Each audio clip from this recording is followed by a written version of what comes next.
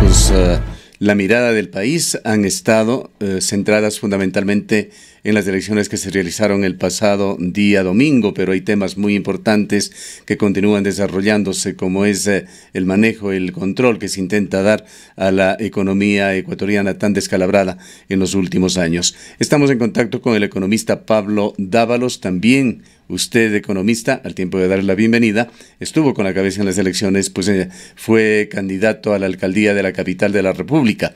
Vamos a hablar fundamentalmente del acuerdo que se encuentra ya en su fase final entre el Fondo Monetario Internacional y el gobierno ecuatoriano, pero es ineludible obtener su comentario, su lectura de lo que fueron los resultados electorales, particularmente en la capital de la República, ciudad del Ecuador en la cual usted se postuló para la alcaldía. Un buen día y un saludo muy cordial a todas las personas que comparten con nosotros este espacio. Creo que en estas elecciones ganó la democracia, los ecuatorianos se manifestaron y consolidaron la democracia, y eso es interesante en el sentido de que independientemente de qué posición política toman los ecuatorianos, se va consolidando con fuerza la democracia, y lo que podemos ver es que han habido cambios importantes. Uno de esos cambios importantes hace referencia a la emergencia de dos grandes fuerzas políticas que son en la derecha y en la costa, el Partido Social Cristiano, y en la izquierda y en la Sierra y Amazonía el Partido Pachacuti. También da cuenta de la emergencia de un populismo de derecha en Quito, una ciudad que siempre ha estado o de una u otra manera identificada con la centro izquierda, pero ahora tenemos la emergencia de un populismo de derecha con un candidato que nadie esperó que iba a ganar, que es este señor Jorge Yunda, ¿no? Puedo decirle a los cuencanos, a los azuayos, que este momento en Quito se mira con mucha expectativa lo que va a pasar en Azuay, sobre todo, y en Cuenca en particular, porque el hecho de que haya sido electo una persona de un populismo más de centro derecha hace que Quito pierda esos referentes que tenía antes de ser un centro importante de la política nacional. Bien, quisiéramos, como lo habíamos señalado, economista Dávalos, centrarnos en el tema económico, pues mientras la atención del país estaba en lo que sucedía con la política electoral, continúa avanzando esos acuerdos mediante los cuales el gobierno ecuatoriano intenta dar control a la economía. Por allí vimos en la red social Twitter un mensaje suyo que señalaba: he leído con atención la carta de intención del Fondo Monetario Internacional y, amén de la crisis y la recesión que provocará su aplicación, me pregunto por qué el Fondo Monetario Internacional quiere desdolarizar al Ecuador. Usted seguramente estuvo meditando sobre la misma pregunta que usted plantea. ¿Tiene ya alguna respuesta? Bueno, yo pienso que el Ecuador no tenía ninguna necesidad de acudir al Fondo Monetario Internacional. El Ecuador, contrariamente a lo que pueda parecer, el movimiento económico ecuatoriano sigue siendo positivo. El problema es que no está generando ese movimiento económico empleo, y no está generando empleo porque no existen políticas de empleo por parte del gobierno nacional.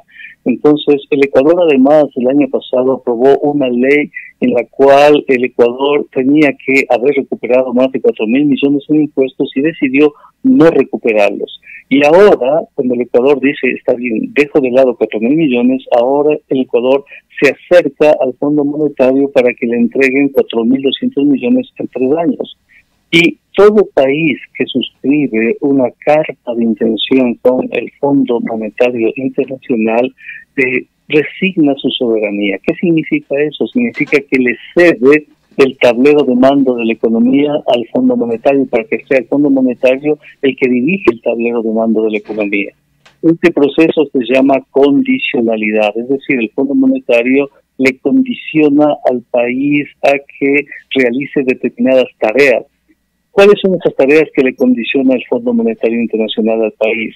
En primer lugar, le dice el Fondo Monetario al país: mira, tienes que dejar de gastar todo lo que estabas gastando, sobre todo en inversión pública y en inversión social. Todo lo que estabas gastando en mantenimiento de carreteras, en mantenimiento de infraestructura eléctrica, telefónica, banca pública y demás, eso tienes que dejar de gastar para que después eso tengas que privatizar. Tienes que privatizar, lo dice el Fondo Monetario, todas las carreteras, todas las hidroeléctricas, toda la infraestructura eléctrica, toda la infraestructura telefónica, todo lo que se construyó en los últimos años, ¿no? Tienes que privatizar. Y además el Fondo Monetario le dice, tienes que despedir a la gente que trabaja contigo. Por eso se está despidiendo todos los días, se están despidiendo del sector público y el país se está desinstitucionalizando. Por ejemplo, acaban de despedir a todas las personas que hacían el control de plagas en el Ministerio de Salud. Si en este momento aparece el dengue, aparece una plaga, el país no tiene cómo defenderse porque despidió, y lo despidió porque ese fue un pedido del Fondo Monetario Internacional. Entonces el país no tenía eso, pero lo que más me preocupa es que el Fondo Monetario con todas esas medidas provoca una crisis muy fuerte de desempleo, una crisis y provoca que la balanza de pagos, que es el registro de todas las transacciones entre el Ecuador y el mundo, esa balanza de pagos se debilite porque van a suprimir el impuesto a la salida de capitales y van a posibilitar la fuga de capitales. Si se debilita la balanza de pagos y se debilita la economía interna, eso abre un camino para que salgan los dólares del país, y el momento en que salen los dólares del país, se debilita la balanza de pagos, el país pierde lo que se llama liquidez. No hay dólares para las transacciones. Economista Dávalos, lo que usted señala es una inferencia que hace con respecto a lo que dice la carta de intención, o hay alusiones más directas, quizá incluso, que podrían significar dictámenes para que la dolarización en Ecuador termine. Son conclusiones lógicas, son elementos. Es como cuando tú pones a calentar un poco de agua en una cacerola en una cocina y prendes la hornilla. Lo más lógico es que se caliente el agua, pues, ¿no? Que suba la temperatura. Entonces, claro, lo más lógico. Entonces, si tú liberalizas la balanza de pagos, lo más lógico es que los capitales salgan, pues. Si los capitales salen porque ya no tienen un costo de transacción, lo más lógico es pensar que el país se va a quedar sin liquidez. Si el país se queda sin liquidez y no tiene fuentes alternativas de liquidez porque se produce un desangre en la balanza de pagos, esa crisis de liquidez más la crisis económica de una u otra manera te significan una crisis del esquema monetario. Entonces son cosas lógicas que para los economistas eso parece muy, muy lógico. Pues es una cosa muy que desencadena lo uno, desencadena lo otro, porque los economistas adiestramos en leer la economía de esa forma, no tenemos instrumentos que nos permiten leer de esa manera. No dice el Fondo Monetario, el Ecuador tiene que desdolarizarse, eso no dice, eso no hay, eso no existe, no es un texto, sí, no. El Fondo Monetario dice el Ecuador tiene que ser prudente, tiene que estabilizar su economía, tiene que posibilitar, por ejemplo, dice mejores términos de contratación laboral. Eso dice el Fondo Monetario, pero más adelante dice que hay que cambiar las leyes que regulan la contratación laboral y propone la flexibilización laboral. Economista Dávalos, entendemos nosotros, y esto usted lo confirmará o no, de que el Fondo Monetario Internacional en términos generales tiene una visión positiva en cuanto a la dolarización en el Ecuador, califica como uno de los ingredientes que ha permitido que Ecuador tenga lo que ellos consideran una economía más o menos saludable. Pero señalan también esa volubilidad que tiene Ecuador por la dolarización y por la riqueza petrolera con una altísima dependencia, hecho que lo sufrimos ya de forma muy evidente a partir del año 2015. Y señalan allí que se ha manejado también mal esa dolarización. Ponen como ejemplo el hecho de que se menoscabó la competitividad del país a través de un manejo inadecuado de los salarios en el Ecuador. Coméntenos, por favor, un poco más sobre este tema. Mira, es exactamente lo que yo te había dicho hace un momento, ¿no? Es exactamente, ellos dicen que hay que mejorar la competitividad por los salarios. ¿Por qué? Porque para el Fondo Monetario los salarios del Ecuador son demasiado altos. Es decir, lo que en este momento las empresas están pagando a los trabajadores ecuatorianos, según el Fondo Monetario, es demasiado alto. Y eso, según el Fondo Monetario, nos resta competitividad. Entonces, ¿qué tenemos que hacer? Bajar los salarios. ¿Cómo se bajan los salarios? Se bajan los salarios haciéndole trabajar más a la gente y no se les reconoce por el trabajo excelente que realizan las personas, que realizan los trabajadores.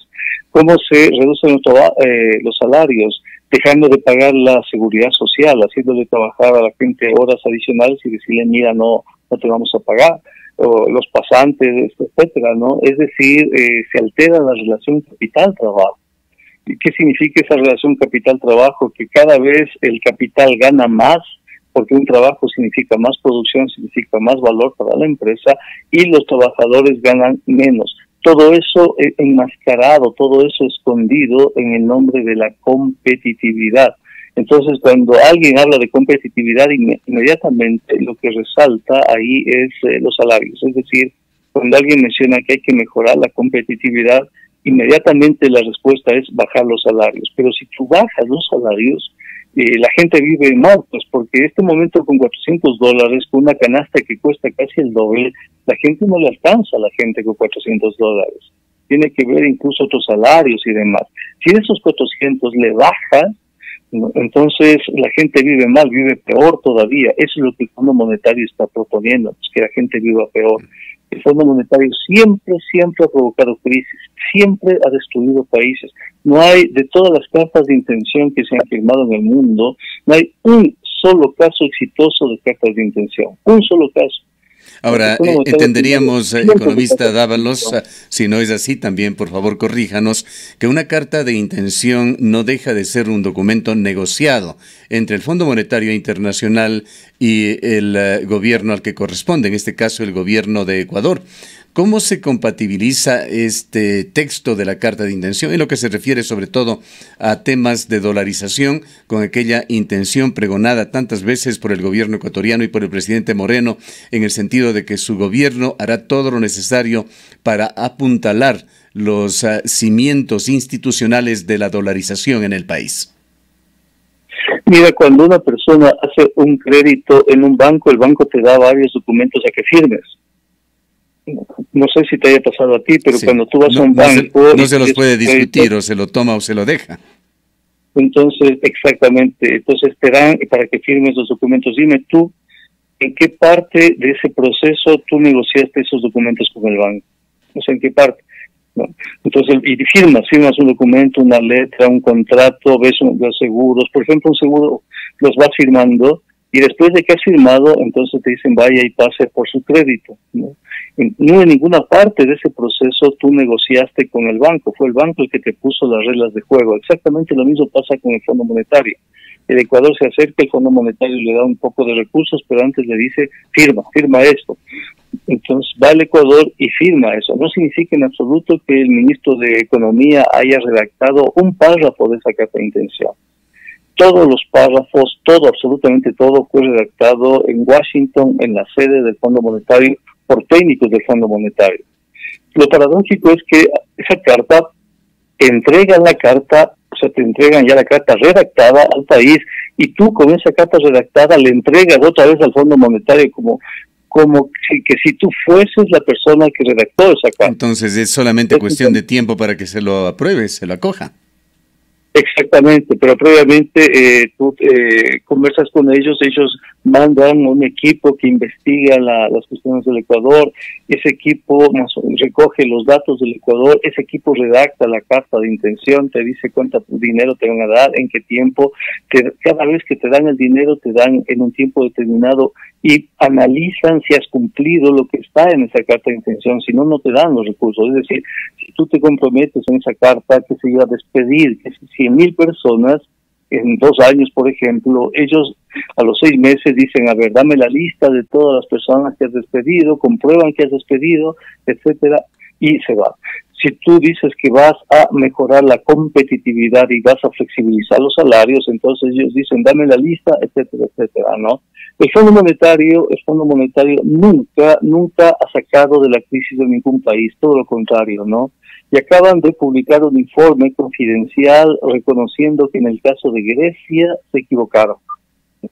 Entonces, en el Ecuador hay que evitar que esa carta de intención finalmente se aplique, porque si se aplica, la consecuencia directa es una crisis como la de 1999, con el riesgo de la salida de la dolarización. Para quienes vivimos esta crisis, economista Dávalos, realmente nos espeluznamos al pensar en las posibilidades de volver a una moneda propia. Entre los atributos, sin embargo, que tiene o tendría esta moneda propia, entendemos, está el tipo de cambio, y el tipo de cambio es utilizado por los gobiernos como una de las herramientas con las que puede jugar para ser un país más o menos competitivo. ¿Cuáles deberían ser los caminos, las herramientas que en el marco de una dolarización utilice el gobierno ecuatoriano para lograr esta mejor competitividad y mejorar también la productividad, que tiene también serios problemas en nuestro país? Miren, recordemos que la crisis de 1999 fue provocada por la carta de intención suscrita por Alberto Dajique en 1994. En esa coyuntura se liberalizó la balanza de capitales, que es la que produjo la crisis, ¿no? Hoy, en cambio, se pretende liberalizar la balanza de pagos. Por eso los procesos son muy parecidos entre la carta de intención de 1994 y la carta de intención de 2019. ¿Qué tiene que hacer el Ecuador? Yo creo que la Asamblea Nacional, que es el instrumento, que es el mecanismo institucional que tenemos, en virtud de los artículos que la Asamblea tiene ahí, los artículos constitucionales que determinan que todos los acuerdos internacionales tienen que pasar por el control y la aprobación de la Asamblea, incluidos los acuerdos económicos. La Asamblea tiene que conocer eso y tiene que llamar a un debate público. Tiene que contrastar las opiniones, por ejemplo, del Foro de Economía Alternativa y Heterodoxo, del Foro de Economía y Finanzas Públicas. Tiene que haber un debate nacional para que este debate nacional sea el sustento para que la Asamblea se pronuncie. Y si la Asamblea se pronuncie, lo ideal sería que denuncie este tratado, esta carta de intención, y la deje sin efecto. Si la Asamblea lo hace, entonces podemos salvarnos de la crisis y salvarnos de que se caiga la dolarización. Ahora, es si también importante... Es también importante, perdón la interrupción, economista Dávalos, el saber de dónde estamos partiendo, en qué posición, en otras palabras, se encuentra Ecuador en el concierto mundial y en el concierto latinoamericano en particular. Realmente hablar ya del extremo más bajo de Venezuela no viene al caso, pero sí podríamos tener como referentes lo que sucede en Argentina, un estado, un país en el cual la economía parece incontrolable y tiene muy serios problemas al presidente Macri. Pero por otra parte, otro referente importante en Latinoamérica parecería ser Chile, en donde veíamos recientemente ciertas figuras, ciertos índices en los cuales de pobreza extrema de 2 cifras altas que tenía Chile, al momento se habría reducido a cifras de un 10 a un 15%. Entre estos extremos que se dan en Latinoamérica, ¿qué dicen los indicadores sociales actuales sobre Ecuador? Mire, nosotros tenemos indicadores que dan cuenta que no estamos en la situación de Argentina definitivamente. Obviamente tampoco estamos en la situación de Venezuela. Estamos bastante mejor en algunos aspectos que incluso Chile. Chile, por ejemplo, no tiene acceso a la educación gratuita para el sector primario y el sector secundario. Ecuador sí, Ecuador tiene mejores condiciones sociales que Chile. Los indicadores sociales de inclusión social son mucho mejores en Ecuador que en Chile, por ejemplo, ¿no? Entonces, en ese sentido, Chile tiene un Producto Interno Bruto per cápita más alto que el Ecuador, definitivamente. Tiene mercados más desarrollados, definitivamente, pero en cambio en inclusión social, en seguridad social, etcétera, el Ecuador es mucho más adelantado que Chile, ¿no? Muchísimo más adelantado que Chile. Entonces tenemos que seguir manteniendo esos indicadores sociales. Lamentablemente el presidente Moreno está desmantelando los programas sociales. Está en una política económica muy neoliberal. Esa política neoliberal provoca crisis, pues provoca mucha concentración del ingreso. Y yo creo que por eso debe ser la bajísima popularidad de Lenín Moreno, ¿no? Creo que Lenín Moreno tiene que cambiar su equipo económico y tiene que regresar al proyecto original. El proyecto original con el cual ganó las elecciones era de una intensa política social. Tiene que dedicarse a eso, ¿no? A mantener la política social. ¿Cómo describe usted, economista Dávalos, el escenario previsible luego de la firma del acuerdo con el Fondo Monetario Internacional para nuestro país? Yo pienso que tal como están las cosas, el escenario es de crisis social y eso va a significar que Lenín Moreno no tenga espacio político y finalmente salga del poder. Porque eso ya ha pasado, pues pasó con Lucio Gutiérrez, no, pasó con Yamil Maguad, pasó con Abdullah Bucaram. Entonces, lo más probable es que esta carta de intención le cueste políticamente a Lenín Moreno su permanencia en el poder. Pienso también que tenemos una coyuntura diferente, el pueblo ya sabe lo que son las cartas de intención, sabe lo que es el neoliberalismo y se articularán mecanismos para evitar que esa carta de intención finalmente se aplique a través de movilización social, a través de diálogos, de marcos institucionales, etcétera, porque caso contrario sería sumirnos en una crisis y despedirnos de la dolarización, pues, ¿no? En todo caso, su mensaje, economista Dávalos, es que Ecuador debe estar en un estado de alerta sobre lo que se viene. Nos referimos a este acuerdo con el Fondo Monetario Internacional.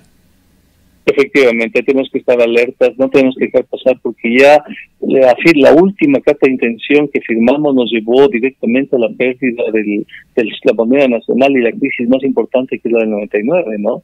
Entonces no podemos permitir que nos vuelva a pasar otra vez lo mismo. Los ecuatorianos tenemos que estar alertas y la ventaja es que ahora SUAY va a tener una importancia fundamental en el debate nacional.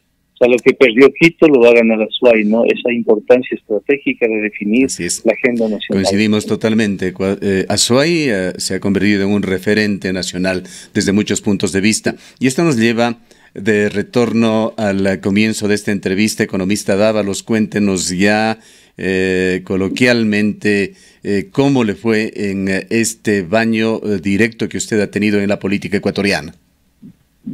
Me doy cuenta que el elector es muy susceptible a cuestiones emocionales y no es nada, absolutamente nada receptivo a una agenda programática, ¿no? O sea, para nada. Entonces, aquí en el caso de Quito, por ejemplo, nosotros le propusimos a la ciudad de Quito la municipalización del transporte, porque el transporte en Quito es un caos total, es un caos absoluto, ¿no? Sobre todo en momentos en los que se va a inaugurar el metro, y la inauguración del metro va a significar el incremento en la tarifa a un costo no menor de 75 centavos, ¿no? Y eso repercute negativamente. A pesar de que le entregamos una solución del transporte a los quiteños, al parecer los quiteños fueron insensibles a eso y decidieron apoyar a los candidatos que hacían conciertos de música, por ejemplo, ¿no? Conciertos de música, de tecnocumbia, etcétera, lo que da cuenta de la situación del elector. El elector en este momento es más susceptible a un concierto de tecnocumbia y no a la resolución de los problemas que le impactan en su bolsillo directo, ¿no? Que le impacta. Igual el Banco de la Ciudad, por ejemplo, que es un instrumento potente para justo defender a la gente en condiciones de desempleo. Tampoco tuvo mayor acogida, casi ninguna acogida, diría yo, ¿no? Entonces pienso que la próxima vez que me lance el candidato tengo que aprender a bailar en una tarima, hacer conciertos y mentirle a la gente, al menos en Quito. Creo que eso daría mejor resultado. Bien, le agradecemos mucho por habernos atendido en esta mañana. Declaraciones del economista Pablo Dávalos, ex viceministro de Economía y quien acaba también de tener esta experiencia directa con la política ecuatoriana como candidato a la alcaldía de la capital de la República.